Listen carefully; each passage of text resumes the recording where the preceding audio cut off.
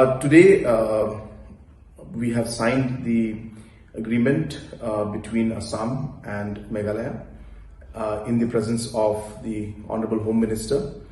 And it's a historic day for the people of Meghalaya and Assam both, and for the Northeast region as a whole, because a 50-year-long dispute which has been there, and the areas of differences which have been there, we have taken a major step towards finding a permanent solution to those problems. And we have signed today, agreed on 6 locations based on the MOU that was signed between Assam and Meghalaya on the 29th of January.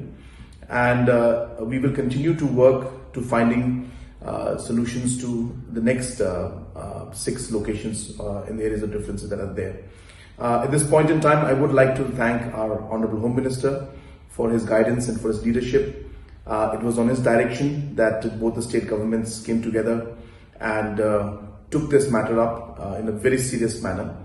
And so I thank him. I thank the Honorable Chief Minister of Assam for all the work that has been done from Assam government side.